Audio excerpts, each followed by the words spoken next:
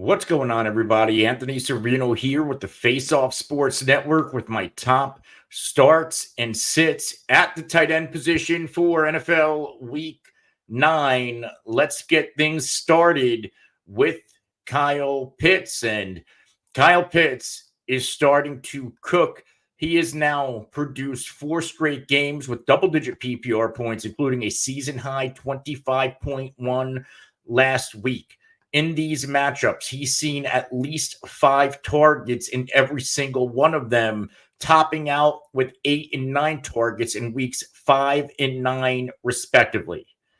Now, Kate Otten, we know this is a loaded offense. This is a busy offense. He is getting 15.8% of the team targets and being targeted on 20.4% of the routes he is running. Amongst tight ends, he is averaging 2.3 yards per route run, which is 92nd percentile using the tools at rotowire.com. And he's averaging 39.3 air yards per game, which is 87th percentile.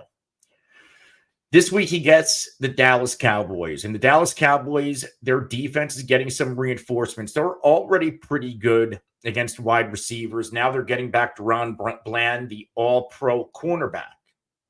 A lot of people like Mooney and London in this matchup. Me personally, I think this is going to be a big Bijan Robinson game, and I think this is going to be a big Kyle Pitts game because the tight end position is where you can beat Dallas on the back end.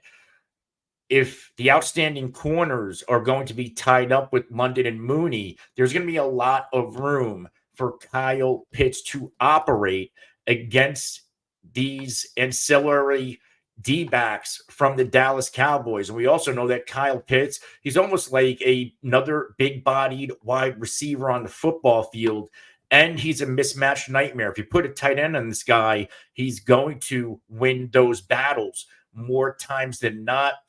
Dallas versus the tight end position, they've given up quite a few points to guys like George Kittle last week, 24.8. We've also seen Laporta and Pat Freiermuth get at least 10 PPR points against this defense in the past 3 games. In fact, all 3 of these players caught a touchdown against the Cowboys. And in that Week 5 Pittsburgh game, we saw Connor Hayward get in the end zone. So this Cowboys defense, they've given up 4 touchdowns to enemy tight ends in their past 3 games, at least 1 in each of those matchups. This should be another spot where we see a productive fantasy outing from Kyle Pitts. And I think this is a spot where he cashes in for another touchdown. Next up, Colby Parkinson. Now, the Rams are getting healthier. They get Puka Nacua back. They get Cooper Kupp back. This Rams offense is starting to cook. Matthew Stafford is starting to cook. While they get all these weapons back, I think this is a good spot for Colby Parkinson. Number one, this is a revenge game against his former team, and Parkinson has been a disappointment this year. Without Tyler Higbee, we thought this was going to be a smash spot and a coming out party for Parkinson. He's only had 1 game with double-digit PPR points back in Week 5 against Green Bay. In the past 2 games, he's had 2 targets each, ties for his season low. So why do we like Colby Parkinson this week, right? He's only being targeted 19.7% of the routes he is running. And as crazy as it sounds, he's still getting 15.7% of the team targets. But we have to remember, this was a lower volume passing attack than what we were used to. With Seattle's D-backs likely focusing on shutting down Kupp and Nacua, Colby Parkinson could run wild against the middle of this defense in short and intermediate passing situations. Seattle's defense, similar to the Cowboys, they're okay to very good against the pass, depending on the matchup. But against tight ends, you could beat both of these teams in the middle of the field. And also similar to Dallas, the past 3 games for Seattle, they've been being gashed by tight ends.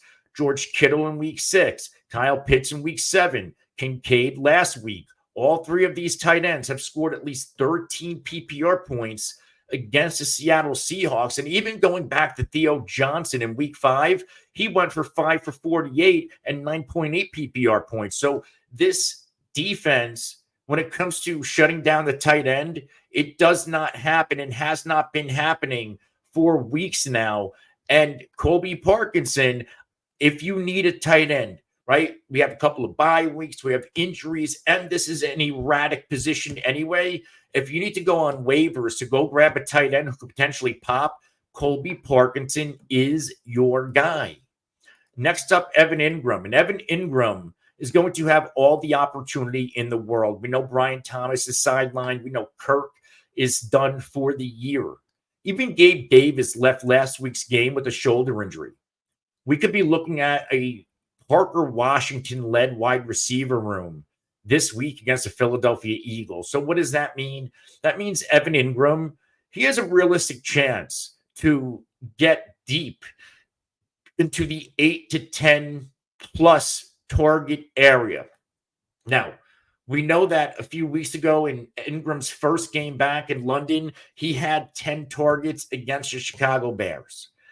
Since then, back-to-back games with only 5, but he's been at least productive. 8.5 PPR points in each of the past 3 games, 2 of which he's gone over 13.6.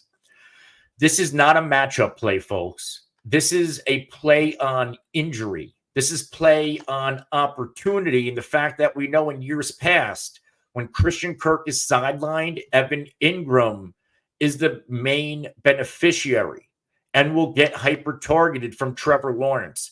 Already this year, Ingram's being targeted on 23.5% of the routes he is running with an 83.3% catch rate. I don't love this matchup against the Philadelphia Eagles. The Eagles are giving up the 3rd fewest PPR points per game to the tight end position. You could more or less beat Philly with your receivers, but they don't really have receivers left right now in Jacksonville. So they're going to have to lean on their running backs, and they're going to have to lean on Evan Engram. Philly last week, they did, for what it's worth, allow Mike Gesicki to go for 14.3, and they did allow just under 20 PPR points combined to Cincy tight ends.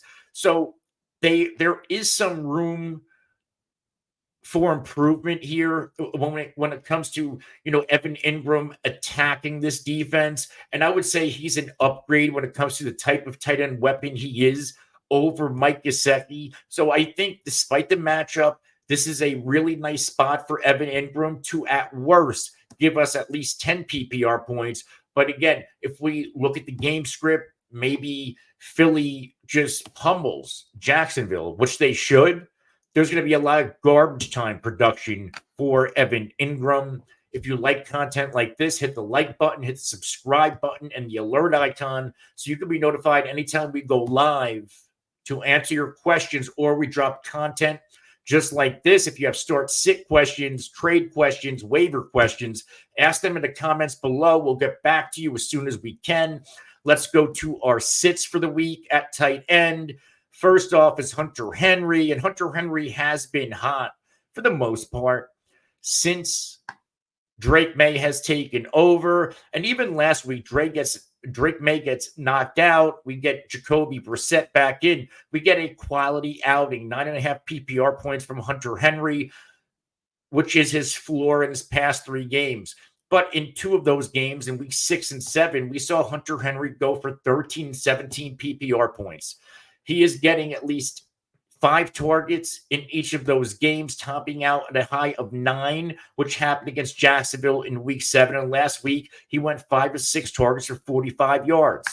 When it comes to his target share, he is getting 19.7% of his team targets, which is 93rd percentile at his position.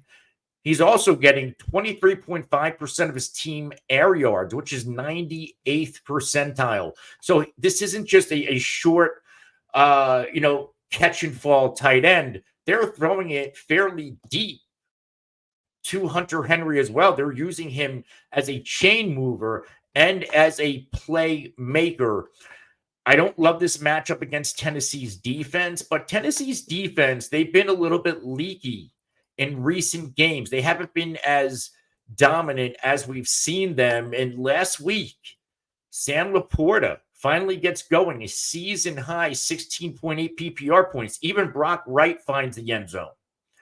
Going back to the Buffalo game the week before, Kincaid, 52 yards receiving, 8 PPR points. We saw Mo Alley Cox go for 4 receptions of 41 yards. And Ogletree in week 6, those Colts tight end combined for 12 points. So since week 6, after the Titans bye week, we have seen this defense, they've taken a step back and they've been giving up production to enemy tight ends. So this is a nice spot for Hunter Henry to be used in our fantasy lineups. Let's go to Tucker Kraft, who's been one of the more surprising tight ends in the NFL. In fact, Tucker Kraft was the leading receiver on the Packers last week.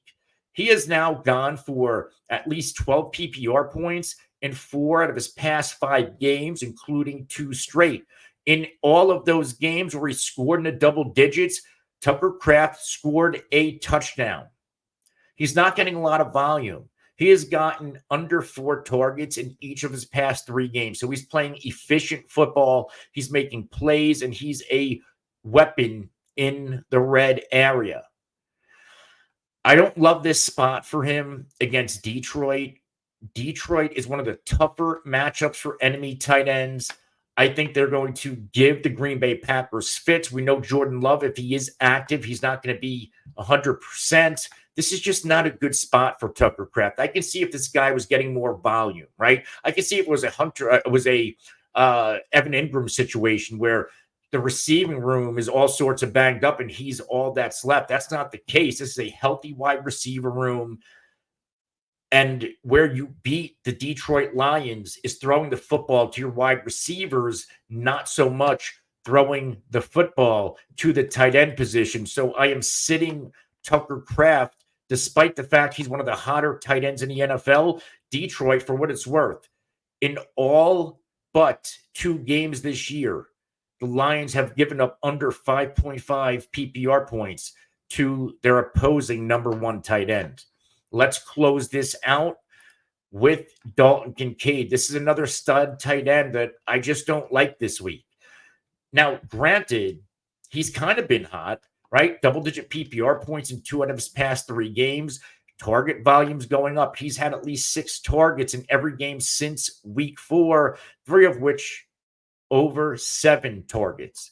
He is getting 20.6% of his team targets and being targeted on 24.6% of the routes he is running.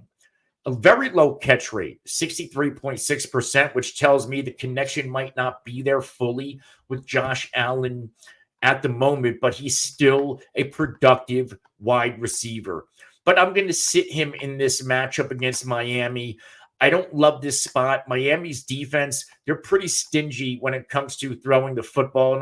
And I know Josh Allen historically crushes the Miami Dolphins, but he does a lot of damage with his legs, running the football, scoring the football with his legs.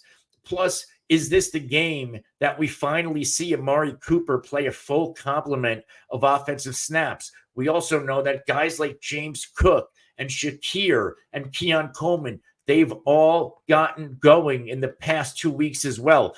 There is all of a sudden a lot of mouths to feed in Buffalo. And I think this week against Miami, Dalton Kincaid is the odd man out. And historically, Dalton Kincaid has not fared well in 3 career games. Kincaid has gone under 4 receptions and 33 yards 2 times. We are sitting Dalton Kincaid in week 9.